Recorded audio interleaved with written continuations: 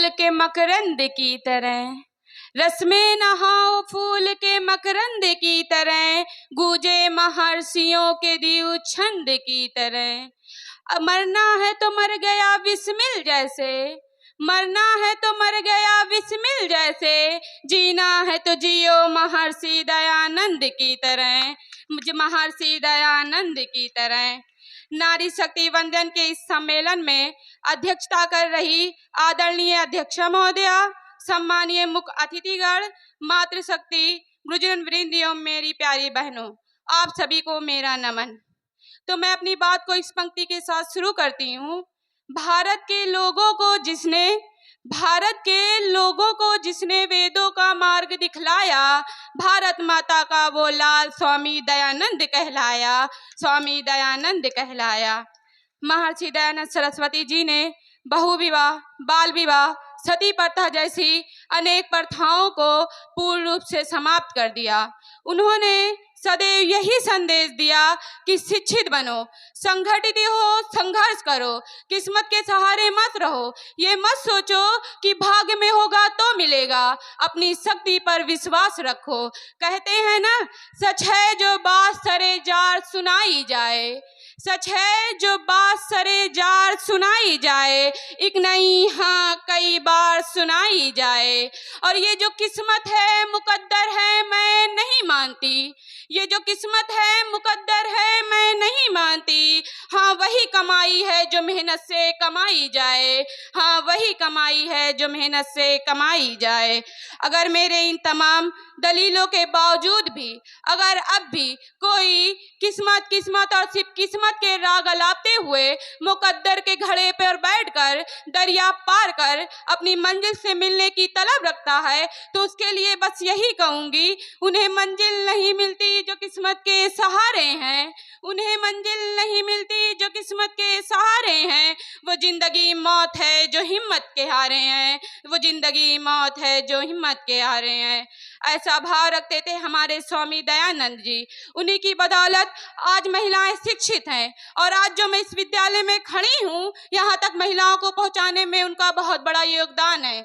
एक समय आया जब कहा जाने लगा, गोस्वामी तुलसीदास ने कहा था, ढोल गवाह सुत पशु नारी ये सब ताड़न के अधिकारी। और फिर समय आया उस महर्षि दयानंद का, जिन्होंने नारी को वो अधिकार दिया जिसकी वो हकदार हैं। बड़े अफसोस की बात है कि स्वामी दयानंद जी ने जिस स्थिति को बदलने के लिए अपना पूरा जीवन समर्पित कर दिया, आज हम उसी स्थिति उसी काल में जी रहे हैं। क्या उन्होंने यही सपना देखा था कि आज की ये स्थिति हो कि स्त्री घर में नौकरी की मार को झेलती, दहेज की पीड़ा से सिसकती और भ्रूण हत्या से तड़पती हो? क्या हम चाहते हैं हमारे घर की बेटियों और बहनों की भी यही स्थिति हो? क्या उन्हें भी इन बुराइयों को सामना करना पड़े? तो मैं सभा में उपस्थित सभी लोगों से अनुरोध करती हूँ कि हम सभी अपने आसपास और अपनी खुद की बेटियों को शिक्षित करें और उन्हें उन बुराइयों से छुटकारा दिलवाएं जिसके लिए महर्षि दयानंद जी ने संघर्ष किया था। अरे हम उस समाज के लोग हैं जहाँ दुर्गा है नारी, लक्ष्मी है नारी, सरस्वती है नारी, पर असलियत में बेचारी है नारी। अरे हम उस समाज के लोग हैं जहाँ विद्या की देवी हर साल पूजी जाती है, वहीं दूसरी तरफ वही नारी विद्या पाने के लिए समाज से लड़ी जाती है। हम उस समाज के लोग हैं जहां शान से कहते हैं भारत माता की जय, पर वही नारियों में है न जाने क्यों समाज का भय। समाज के स्त्रियों से मेरा अनुरोध है कि आप ये कभी सोचकर अपने कदम पीछे ना करें कि समाज क्या कहेगा। मेरी बात पे गौर करिएगा। मैं इस बात को एक लाइन में कहती हूँ, दुनिया का सबसे बड़ा रोग क्या कहेंगे लोग। बेटियां सबके मुकद्दर में कहाँ होती हैं? दुनिया का सबसे बड़ा रोग क्या कहेंगे लोग। बेटियां सबके मुकद्दर में कहाँ होती हैं, घर जो खुदा को पसंद आ जाए वहाँ होती हैं। आज स्थिति ये है कि एक बच्ची को पैदा होने तक का अधिकार नहीं। आज स्थिति ये है उसे गर्भ में ही मार दिया जाता है। और बड़े अफसोस के साथ मुझे ये बात कहनी पड़ रही है कि इस स्थिति में महिलाओं की खुद की भूमिका संदिग्ध है। जिसमें ये महिलाएं खुद प्रश्न चिन्ह के रूप में सामने आती हैं। मैं यहाँ उपस्थित सभी मातृशक्ति से आह्वान करती हूँ कि आप बेटी को जन्म लेने दें और उन्हें वो वातावरण दें जिसे देख और भी लोग आपके समक्ष उपस्थित होकर ये कह सकें, हमारे घर यदि जन्म ले तो बेटी ले, हमारे वंश की यदि कोई शोभा बढ़ाए तो वो बेटी हो। बेटियों से ही आबाद है सबके घर परिवार, अगर न होती बेटियां तो थम जाता सारा संसार, थम जाता सारा संसार। और अंत में मैं इस कविता के साथ अपनी वाणी को विराम देती हूँ। मैं स्त्री हूँ, मैं नारी हूँ, मैं कली हूँ, मैं फुलवारी हूँ, मैं दर्शन हूँ, मैं दर्पण हूँ, मैं नाद हूँ, मैं ही गर्जन हूँ, मैं बेटी हूँ, मैं माता हूँ, मैं बलिदानों की गाता हूँ, मैं श्रीमद् गावत गीता हूँ, मैं श्रीमद् गावत गीता हूँ, मैं द्रौपदी हूँ, मैं सीता हूँ। पुरुषों की इस दुनिया ने मुझे कैसी नियति दिखलाई है, कभी जुए में हार गए, कभी अग्नि परीक्षा दिलवाई है।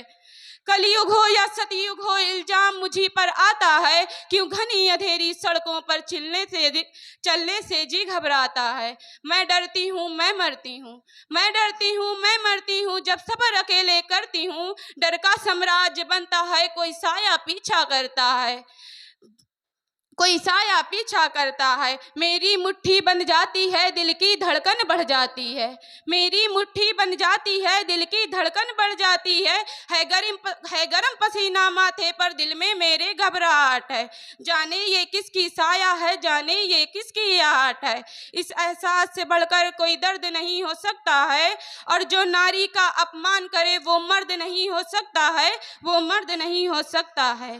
सजा मौत की लागू होगी उन सारे दोषी पुरुषों पर, सजा मौत की लागू होगी उन सारे दोषी पुरुषों पर, फिर कोई भी लड़की नहीं मिलेगी खून से लथपथ सड़कों पर, खून से लथपथ सड़कों पर।